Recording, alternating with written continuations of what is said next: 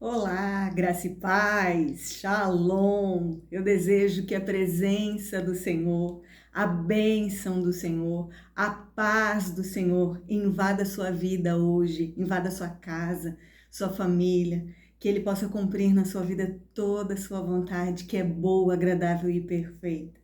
E que você seja poderosamente abençoado em nome de Jesus. Muito obrigada a você, meu querido irmão, minha querida irmã, que clicou nesse vídeo. Eu peço que você fique comigo até o final. Sou a pastora Ana Lúcia Petri, do Instituto Único Caminho, e essa plataforma é uma plataforma de ensino ao corpo de Cristo, uma escola de discípulos.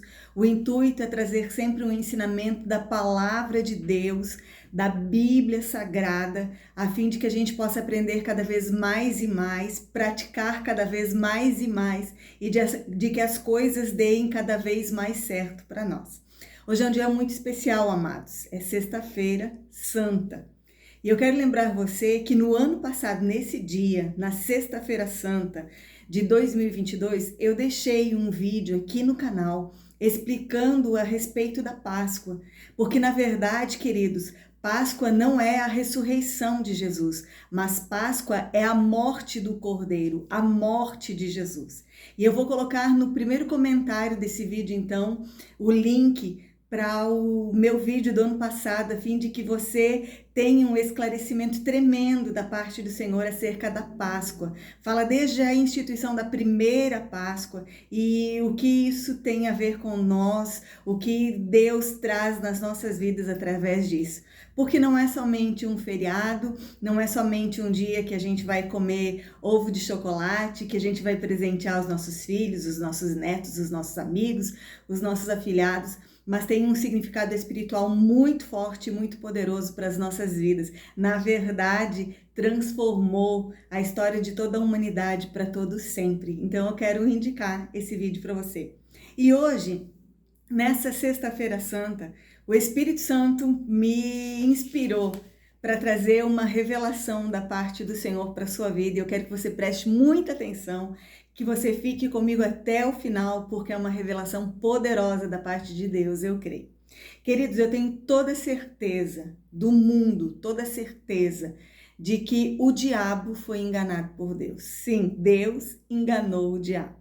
Eu tenho certeza de que o diabo ele foi enganado pela cruz, que com certeza ele não sabia que, na verdade, a morte de Jesus na cruz do Calvário seria a sua derrota.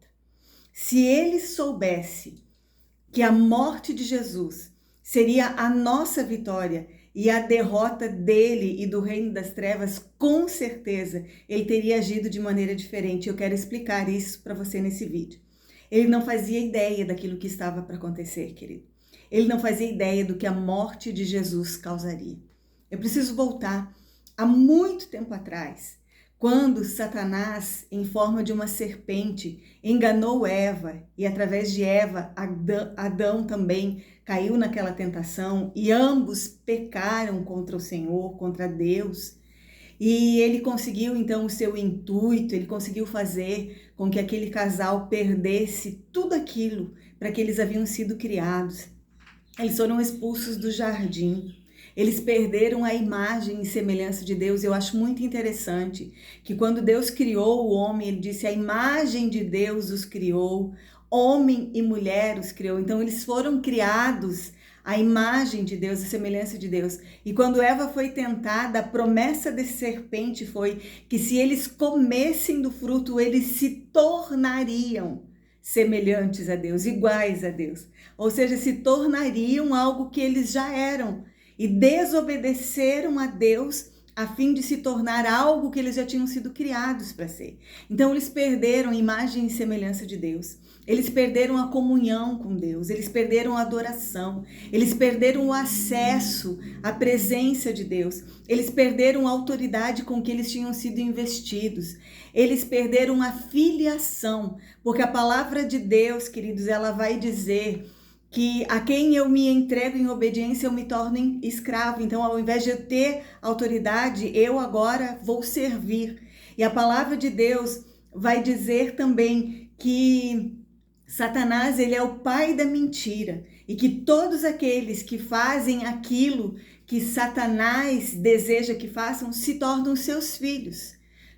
Mas aqueles que recebem Jesus como Senhor e Salvador, esses se tornam filhos de Deus. Então, os primeiro casal e por consequência toda a humanidade perdeu a filiação, perdeu muitas coisas. Mas é muito interessante dizer também que desde o princípio, queridos, Deus já começou a traçar o seu plano para resgatar todas as coisas, para restaurar todas as coisas e para que todas as coisas voltem a ser exatamente da maneira como elas foram criadas.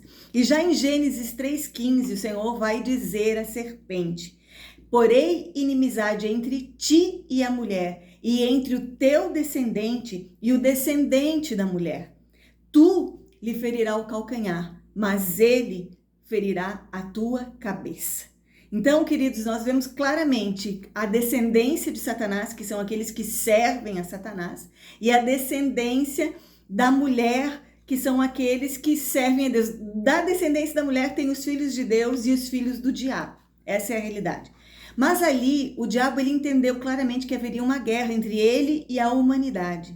Ele entendeu que um dia nasceria de uma mulher, alguém, um ser humano, que seria um valente, que seria um vitorioso e que venceria ao diabo.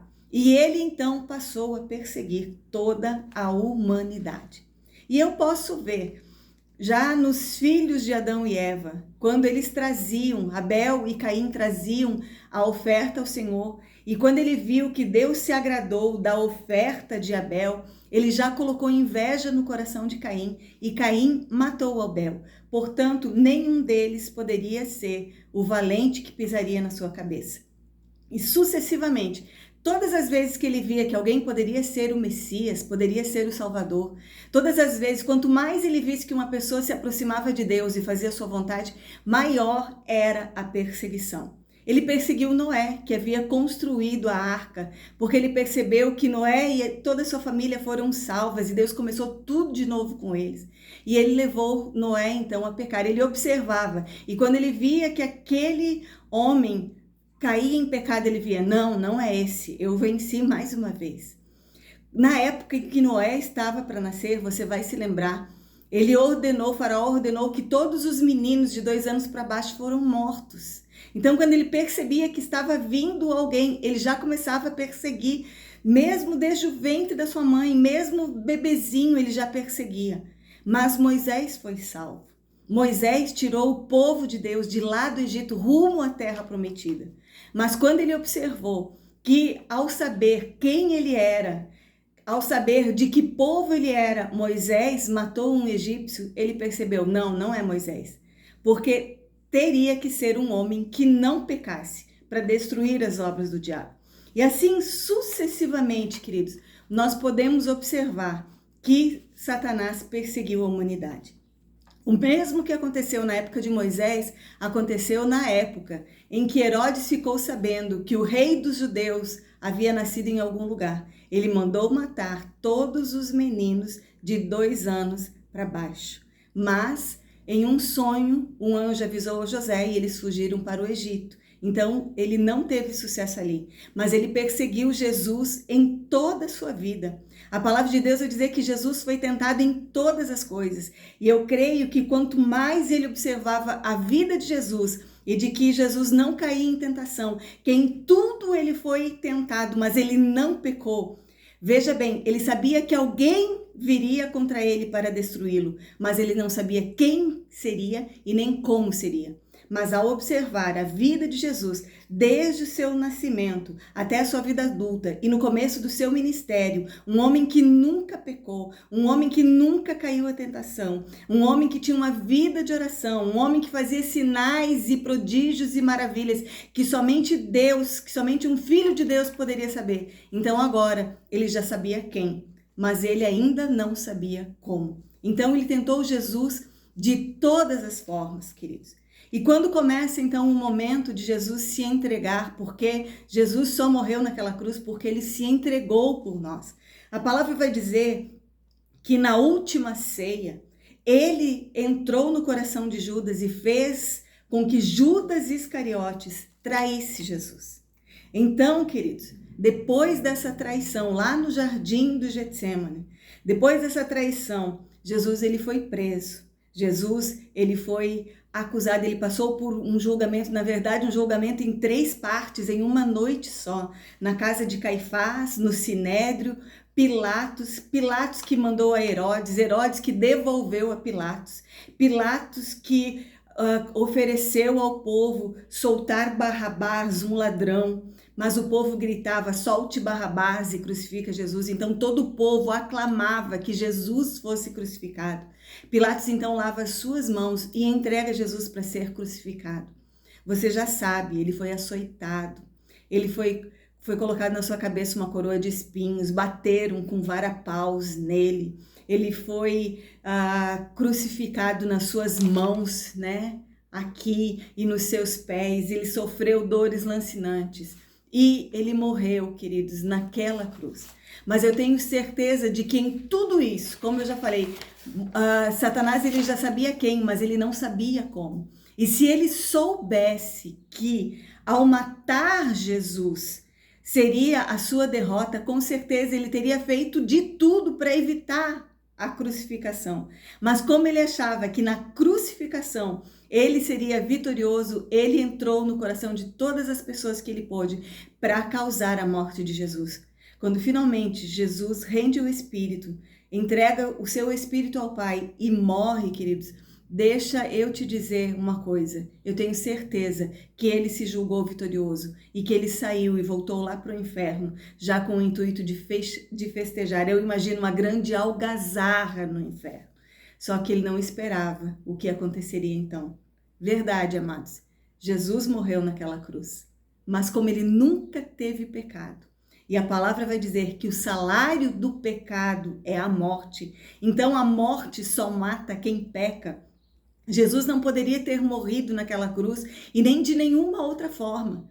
Nem aqueles cravos nas suas mãos e nos seus pés, aquela lança do lado, aqueles açoites, aquela coroa de espinhos na sua cabeça, nada poderia tirar a vida de Jesus, porque a morte só mata quem peca. Ele só morreu porque ele tomou o meu lugar e o teu lugar. Ele tomou o lugar de Adão, ele tomou o lugar da humanidade, ele tomou o lugar do homem pecador, da mulher pecadora, e ele se entregou para morrer naquela cruz. Mas ele nunca tinha pecado. Então, apesar de ter morrido, a morte não o deteve. O sepulcro não o deteve. E a palavra de Deus vai dizer, queridos, em Efésios capítulo 4, que Jesus, ele desceu ao inferno. E então ele levou consigo os que estavam cativos lá. Sabe, todos aqueles do Antigo Testamento que criam na sua vinda, estavam lá, já haviam morrido, estavam lá. A Bíblia vai dizer que o Senhor levou cativo o cativeiro e deu dons aos homens. Colossenses 2, no versículo 14 e 15, vai dizer que Jesus cancelou o escrito da dívida que era contra nós. Veja bem, o escrito da dívida que era contra nós por causa dos nossos pecados. E vai dizer que ele cancelou o escrito dessa dívida e que, despojando principados e potestades, os expôs publicamente e os venceu pela cruz. Aleluia! Então, queridos, literalmente, Jesus venceu a morte e o inferno. Literalmente, Jesus arrancou das mãos do diabo a chave da morte e do inferno e abriu as portas do cativeiro e levou para si todos os crentes do Antigo Testamento. E desde então, a morte não tem mais domínio sobre aqueles que creem em Jesus. O inferno não tem mais domínio sobre aqueles que creem em Jesus, aqueles que são de Cristo. O diabo não tem mais domínio sobre aqueles que são de Cristo. O pecado não tem mais domínio sobre aqueles que são de Cristo. O diabo pode ter vencido Adão, o primeiro Adão, mas ele não venceu o segundo Adão. O segundo Adão, a semente da mulher, literalmente pisou na cabeça do diabo, e em Jesus agora, todos nós somos mais e muito mais do que vencedores. O que nós temos que fazer? Nos render a Cristo, nos entregar a Jesus. E eu convido você a fazer isso nesse momento juntamente comigo. Senhor, louvado seja o teu nome. Nós glorificamos o teu santo nome, somos gratos a ti pelo sacrifício de Jesus na cruz do Calvário, que nos comprou, que riscou o escrito da dívida que era contra nós. Sim, Senhor, tua palavra diz que não há um justo sequer e que todos pecaram e carecem da glória de Deus. A tua palavra diz que o salário do pecado é a morte, mas o dom gratuito de Deus é a vida eterna por intermédio do nosso Senhor e Salvador Jesus Cristo. Então, nessa Páscoa, nós queremos receber nas nossas vidas a pessoa do Senhor Jesus Cristo de Nazaré como nosso Senhor e como nosso Salvador e receber assim todos os benefícios do seu sacrifício. Sim, a sua salvação, sim, a filiação, sim, a adoração, sim, a autoridade, sim, tudo aquilo que havíamos perdido por conta do pecado, nós recebemos de volta através da redenção em Cristo Jesus. Nós recebemos Jesus nas nossas vidas e te louvamos, Senhor, por tão grande salvação. Muito obrigado, Senhor. Ensina-nos a viver uma vida que glorifique a ti de hoje em diante e para a honra e glória do teu nome te agradecemos. Amém e graças a Deus. Amém, querido. Louvado seja o nome do Senhor. Que essa palavra abençoe a sua vida e que você seja canal de Deus para abençoar todas as pessoas que você conhece, o máximo de pessoas que você puder. Compartilhe esse vídeo, querido. Todos precisam saber, em nome de Jesus. Se você ainda não é inscrito no canal, se inscreve, clica no sininho para ser notificado cada vez que um novo vídeo for publicado aqui no canal. Faça o seu comentário, o seu pedido de oração. Eu te agradeço mais uma vez o privilégio que você me dá. Eu deixo um beijo no seu coração. Muito obrigado. Tchau, tchau. Até o nosso próximo vídeo.